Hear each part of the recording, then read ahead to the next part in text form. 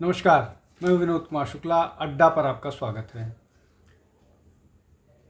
The Bengal files का जो अभी ट्रेलर रिलीज़ होने वाला था कलकत्ता में, उसको रिलीज़ नहीं होने दिया। पश्चिम बंगाल की पुलिस ने उस पर रोक लगा दिया। पुलिस का मतलब सरकार ने। पुराना जो वेन्यू था वहाँ पर तो उसको कैंसिल ही कर दिया गया। अब एक प्राइवेट होटल में इस कार्यक्रम को किया जा रहा था, उसको भी नहीं होने दिया गया।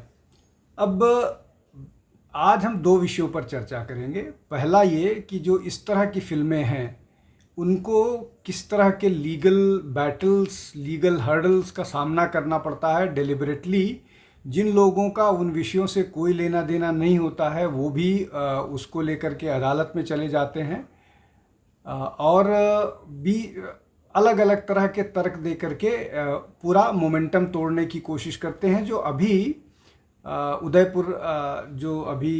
उदयपुर फाइल्स में हुआ वो उसका एक सबसे ताज़ा तरीन उदाहरण है। लेकिन ये जो बात कही जा रही है पुलिस की गतिविधि को लेकर के, वो अपने आप में एक बड़ी चुनौती है। बड़ी चुनौती इस दृष्टि से है कि जो पश्चिम बंगाल की पुलिस है वो कुछ मामले में बहुत सक्रिय रहती है, कुछ मामले में बहुत निष्क्रिय सी नज़र आती है। अभी अगर बात करें तो लगभग 30% के आसपास मुस्लिम पॉपुलेशन है पश्चिम बंगाल में।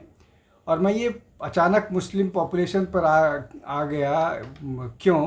वो इसलिए कि सारा खेल ये फिल्म का इसी के इर्द गिर्द है कि किस तरह से डेमोग्राफिक बदलाव हो रहा है और उसके बाद अपीजमेंट के कारण, उस दबाव के कारण जो वर्तमान सरकार है वो कुछ भी करने के लिए तैयार है, जिसमें ये भी शामिल है कि द बंगाल फाइल्स को नहीं रिलीज़ होने दिया जा रहा है। अब मैं पहले कुछ छोटी छोटी घटनाओं का जिक्र करूँगा, उसके बाद आऊँगा कि किस तरह की फिल्में जो हुई जिनमें अड़ंगे लगाए गए। ये जो पूरा डेमोग्राफिक बदलाव है ये तो पूरे पश्चिम बंगाल में हो ही रहा है, लेकिन इसमें सबसे प्रमुख रूप से मालदा, मुर्शिदाबाद, 24 उत्तर परगना, 24 दक्षिण परगना और टू सर्टेन एक्सटेंट मतलब जिसको हावड़ा बोलिए, कोलकाता क्या वो वाला मामला मतलब के इलाके शामिल है। ऐसे तो बॉर्डर का पूरा इलाका पश्चिम बंगाल से लगा हुआ है। अब इसमें पश्चिम बंगाल की सरकार बीएसएफ का जो ज्यूरिसडिक्शन बढ़ाने पर ऑब्जेक्शन करती है। घुसपैठियों को रोकने के लिए जहां फेंसिंग करनी है उसके लिए जगह देने से मना करती है। ये उसी सब का हिस्सा है, इसलिए कि जब डेमोग्राफी बदलेगी, लोग आएंगे तो वो तृणमूल कांग्रेस को ही वोट देंगे। लेकिन वो तृणमूल कांग्रेस को कब तक वोट देंगे? जब तक उनका वो माइनॉरिटी में है। अब घटनाओं पर आते हैं। अभी कुछ दिन पहले शर्मिष्ठा पनोली करके एक इंस्टा इन्फ्लुएंसर थी, जिसको पश्चिम बंगाल की पुलिस ने एक दूसरे यूट्यूबर की शिकायत पर गिरफ्तार किया। बाद में उसको जमानत मिल गई, लेकिन जिस यूट्यूबर के उस पर शिकायत की वो हिंदू धर्म के बारे में अनाप शनाप बातें लिखता रहता है, लेकिन उसको पुलिस नहीं गिरफ्तार कर पाई और बाद में दबाव में आकर के गिरफ्तार की, लेकिन उसको केस उसका बहुत कमज़ोर कर दिया गया। संदेश खाली में ज़मीन कब्जे के मामले में जो व्यक्ति जिस पर आरोप है शेख शाहजहां, उसको उस पर हिंदू महिलाओं के साथ यौन उत्पीड़न के मामले में और ज़मीन कब्जे के मामले में उसके खिलाफ शिकायत की गई थी। उसको पश्चिम बंगाल पुलिस नहीं गिरफ्तार कर पाई थी। 6 महीने से ज़्यादा का समय बीत जाने के बाद जब मामला हाई कोर्ट गया तो हाई कोर्ट की फटकार के बाद गिरफ्तारी हुई। उसके बाद फिर जब उसको सीबीआई को सौंपने की बात हुई तो सरकार सीबीआई को सौंपने की नहीं तैयार थी। फिर जब कोर्ट के अल्टीमेटम के बाद उसको सौंपा गया।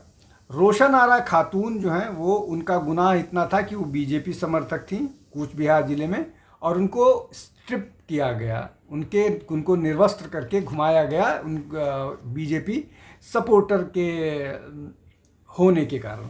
अब एक तजीमुल इस्लाम साहब हैं दीनापुर डिस्ट्रिक्ट में, जिनको जेसीबी के नाम से जाना जाता है, उन्होंने एक कैंगारू कोर्ट लगाई और एक महिला को पब्लिकली कोड़े बरसाए इस आरोप में कि उसके एक्स्ट्रा मैरिटल रिलेशंस थे। इसके अलावा जो ये मसला आया कि वक्फ बिल को लेकर के जो मुर्शिदाबाद में हिंसा हुई, उसमें जो कोर्ट के द्वारा बनाई गई कमेटी थी, उसने महबूब आलम और अमीरुल इस्लाम, जो दोनों टीएमसी के एक पूर्व काउंसिलर हैं और एक एमएलए हैं, उनको इंडिक्ट किया, लेकिन उनके खिलाफ कार्रवाई नहीं हुई, बल्कि हिंदुओं को ही लताड़ा गया। अब इसमें आरजी कार का मामला है, यूनिवर्सिटी में एक और लड़की के रेप का मामला है। ये सारी चीज़ें तो बहुत कॉमन है। उसके अलावा विवेक रंजन अग्निहोत्री के खिलाफ एफआईआर किया गया उसको लेकर के।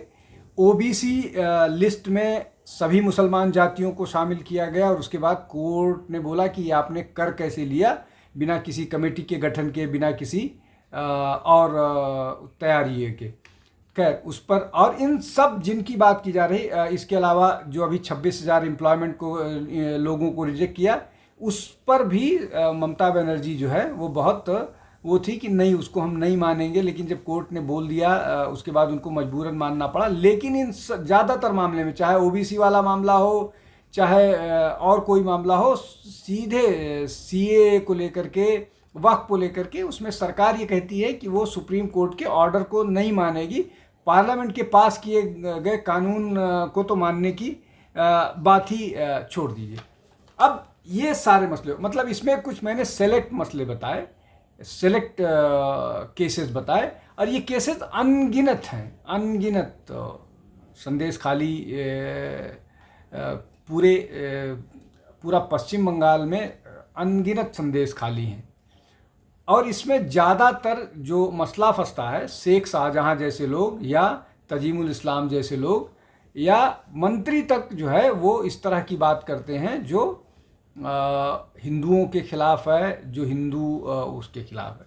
अब ये जो बात कही जा रही है, जिस की बात विवेक अग्निहोत्री कह रहे हैं, सबको मालूम है कि डायरेक्ट एक्शन डे कहाँ से हुआ था, उसके लिए कौन जिम्मेदार थे, किस तरह से हिंदुओं को के खिलाफ हमले हुए, उसके बाद उनको पश्चिम बंगाल, मतलब बंगाल के विभाजन के बाद पश्चिम बंगाल में उनको शरण लेना पड़ा। 27% जो मुस्लिम हिंदू था वो घट के 8% हो गया। लेकिन ये जो इन्फिल्ट्रेशन है ये जारी है, इन्फिल्ट्रेशन जारी है, और वो वोट बैंक बनता जा रहा है। पहले उसको कम्युनिस्ट पार्टी ने, पहले कांग्रेस ने पाला, फिर कम्युनिस्ट पार्टी ने पाला, अब तृणमूल कांग्रेस पाल रही है। और वही ये तृणमूल कांग्रेस वही है जिसकी नेता ममता बनर्जी ने लोकसभा में स्पीकर के मुंह पर पेपर फेंका था कि इन्फिल्ट्रेशन की बात उनकी नहीं, उन्होंने त्यागपत्र दे दिया था, लेकिन टेक्निकल कारण से उनका त्यागपत्र मंजूर नहीं हुआ। लेकिन ये जो हिंदुओं पर, हिंदू इंटरेस्ट पर ये पॉलिटिकल पार्टीज कॉम्प्रोमाइज़ करती हैं, इसके अनगिनत केस हैं, और उसमें ज़्यादातर के पीछे कांग्रेस जिम्मेदार है।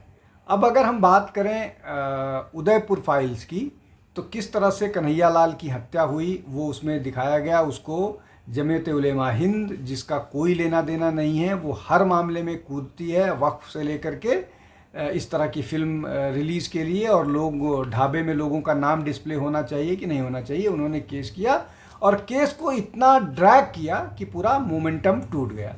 कश्मीर फाइल्स के साथ इस तरह से किया गया, किस तरह से गिरजा टिक्कू, किस तरह से और बाकी जो कश्मीरी हिंदू थे उनके साथ क्या अत्याचार हुआ, किस तरह से लोकल लोगों का इन्वॉल्वमेंट था, और उन जिन लोगों का इन्वॉल्वमेंट था, यासीन मलिक जैसे लोग, उनको किस तरह से पीएमओ में स्वागत किया जाता था। ये सारी चीज़ें हैं, इस पे इसको कोई इनकार नहीं करता। और अब यासीन मलिक जेल में है, उम्र कैद की सज़ा काट रहे हैं। उसके अलावा मैंने बात किया उदयपुर फाइल की, कश्मीर फाइल की बात हो गई। इसके अलावा केरला फाइल्स, मतलब केरला स्टोरी का हाल देखिए, किस तरह से हिंदू बच्चियों को टारगेट किया जा रहा है, उनको कन्वर्ट करके उनको सीरिया भेजा जा रहा है। उनको ये इस मामले को भी अदालत में ले जाया गया, लेकिन किसी तरह से ये फिर भी चल गई केरला स्टोरी, और ये तो चल गई। उदयपुर फाइल्स का सत्यानाश कर दिया गया साजिशन योजनाबद्ध तरीके से।